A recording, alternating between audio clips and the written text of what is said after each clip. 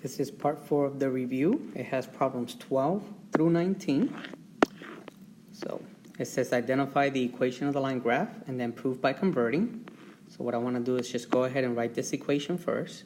This has a y-intercept of 4, has a slope of 1, 2,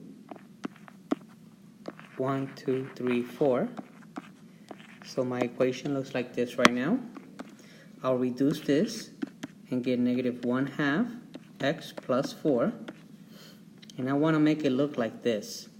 So I could change all of these to y equal, but that might take a while. Or I can multiply by the denominator and then move it. So if I multiply everything by 2, I'm going to get 2y equals negative x plus 8. So all I did is distribute the 2.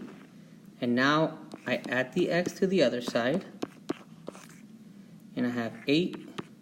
I have x plus 2y equals 8, which is C. So that's one way. The other way is to go ahead and change all of these and match it. Number 3, same thing.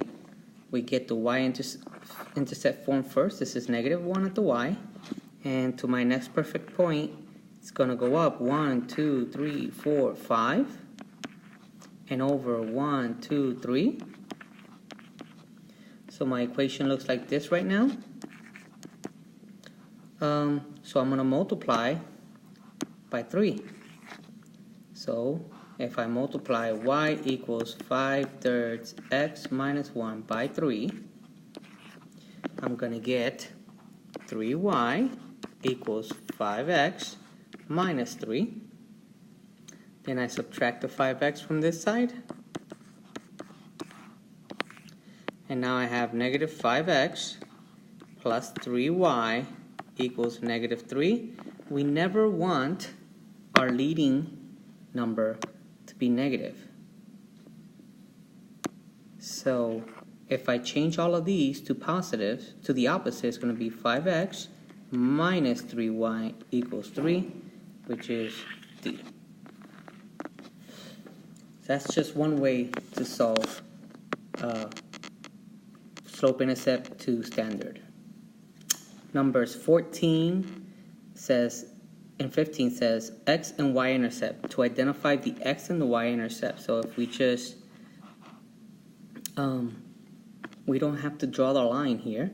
We just cover. So first, if I'm looking for the x-intercept, this says 4x equals 4, which x equals 1. There's my x-intercept.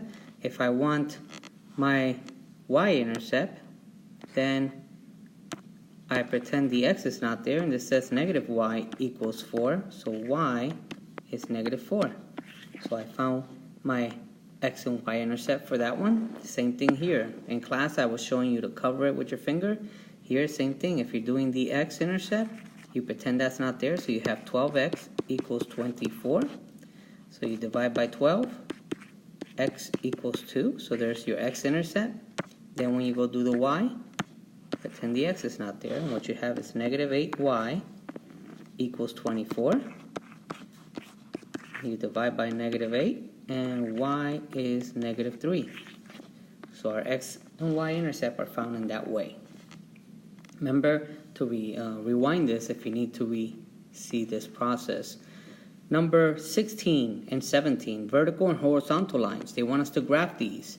They want us to graph this line. This says y equals negative 2, so it's an intercept. So at y is negative 2, I'm going to start my first point, and then I just draw a horizontal line through it. Done. I just graphed that one. Number 17, x is 5. So I go where x is 5, I put my dot, and then I draw a line through it. It means it's a vertical line. Done. So number 16 and 17, pretty straightforward. Number 18 and 19 says writing linear equations given a point and slope or 2 points. So we need to write the linear equation. Again, y equals mx plus b. So we start with what we know. We know the slope and one of the points. So y minus y equals x minus x. So we use what we know. We know the slope is 3. We know the x value is -4. We know the y value is -7. And then we solve it. This negative negative is going to be +7. We distribute this, 3x, negative negative, positive, so +12 when we distribute. And then we subtract the 7. So my final answer is y equals 3x plus 5. That's the linear equation to slope of 3, and it passes through -4, -7. If I do the same on this side, number 18, they tell me the slope, and it passes through this point, so y minus -9 equals -5/4 times x minus 8. This is going to be positive, so y plus 9. We're going to distribute this and get -5/4x, and positive 40/4, which is 10. Then I subtract the 9. Y equals -5/4x plus 1.